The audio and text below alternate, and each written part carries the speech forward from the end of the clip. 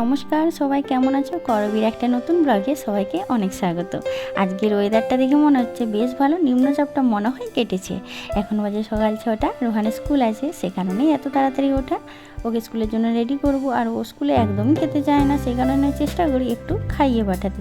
তাই জন্য ওর জন্য একটু সুজি করছিলাম। আর এই দেখো, সুজি তো আমার করা হয়ে গেছে।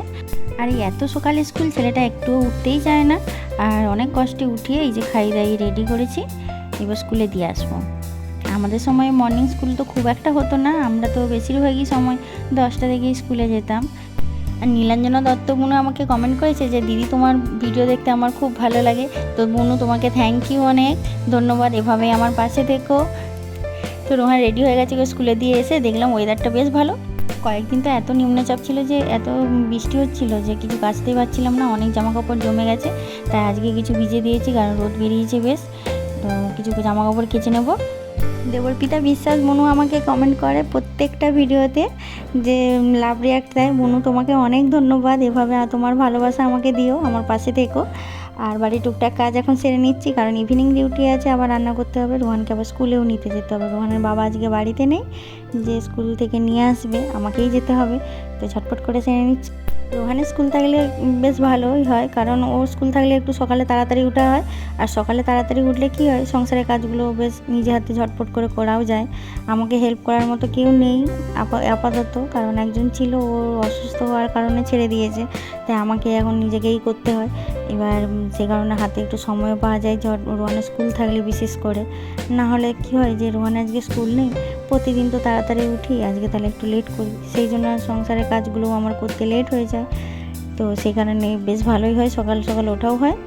সুনীতি বনবাস আমাকে কমেন্ট করেছে যে দিদিভাই তোমাকে আমার খুব ভালো লাগে, তোমার ভিডিওগুলোও আমার খুব ভালো লাগে। তো বোনু, তোমাকে অনেক ধন্যবাদ, আমার পাশে থেকো, এভাবেই তোমাদের ভালোবাসা আমাকে দিও।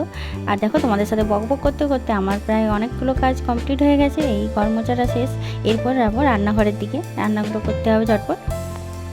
কয়েকদিন খুব ব্যস্ত থাকার কারণে রোহানের স্কুল প্রজেক্টটা করে উঠতে পারিনি, তাই ভাবলাম আজকে করে নিই, কারণ ও স্কুল গেছে, হাতে একটু সময় পেয়েছি। তো ভাবলাম করে নেবো, কিন্তু প্রজেক্ট বুকটা যখন খুঁজতে গেলাম দেখলাম তো পাচ্ছি না। ভাবলাম কোথাও হারিয়ে ফেললাম না, রোহান স্কুলে ফেলে এসেছে। তারপর মনে হলো যে না, ওদের যে আগের মাসে জমা করেছিলাম তাই ওটাই ফেরত আসেনি। তো যখন পেলাম না, ভাবলাম যে যাই রান্নাঘরের দিকে। তো এসে দেখলাম কী কী সবজি এনেছে তোমাদের দাদাভাই, দেখলাম যে এই সবজিগুলো এনেছে। তো তাহলে পালং শাকের তরকারি করবো, সেই কারণেই সব কিছু নিয়ে বসে পড়লাম। এবার আমি ঝটপট করে সবজিগুলো কেটে নেবো। আর পালং শাক তো কাটতে বেশি সময় লাগে না, তোমরা তো সবাই জানো। রাতের খাওয়া এঁটো বাসনগুলো রাতেই ধুয়ে রেখেছিলাম, আর রান্নাঘরটা একটু পরিষ্কার করেও রেখেছিলাম, কারণ সকালবেলা উঠে তাহলে আর ওদিকটা দেখতে হয় না, যেতেও হয় না, বাড়ির কাজগুলো করলেই হয়। কারণ একটু হিসাব করেই চলতে হয়, তা না হলে হয় না, কারণ ডিউটি থাকে আবার আমার সঙ্গে। তাহলে একটু মেনটেন করতে গেলে টাইমগুলো একটু আগে থেকেই হিসাব করে নিতে হয়, এভাবেই চলতে হয়। দেখো, তোমাদের সাথে বকবক করতে করতে রান্নাটা আমি প্রায় শুরু করে দিয়েছি। আর এই যে সবজিগুলো এখন দিয়ে একটু নাড়াচাড়া করবো, তারপর পালং শাকটা দিয়ে দেবো। আর এরপর আমি একটু চিংড়ি মাছ কাটবো। এতগুলো চিংড়ি মাছ এনেছে, প্রায় 500-র কাছাকাছি। চলো এবার ঝটপট করে চিংড়ি মাছগুলো কেটে নিই। আমি আবার বটিতে চিংড়ি মাছ কাটতে পারি না, অসুবিধা হয়, তাই জন্য আমি কাঁচিতে কাটি, ওটাতেই আমার কমফোর্টেবল, কাটতে ভালো পারিও বস।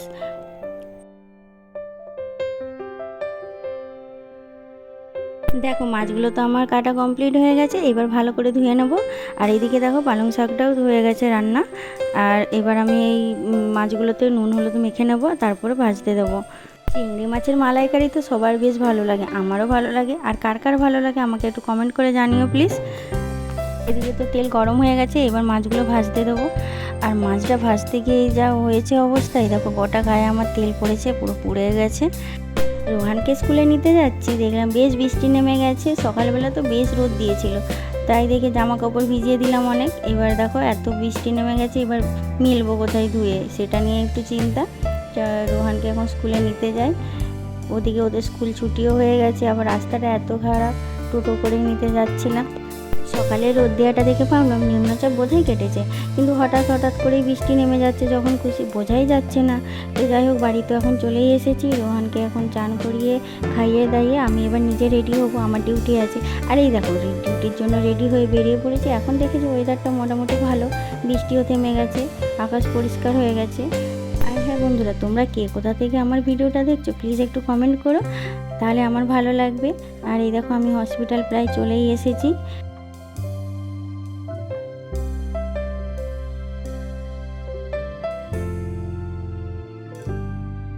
তোমরা যারা আমার আগের ভিডিও দেখেছো তারা তো জানোই যে আমি গাইনি বিল্ডিংয়ে ডিউটি করতাম, কিন্তু এখন আমার সুপার স্পেশালিটি ব্লগে ডিউটি।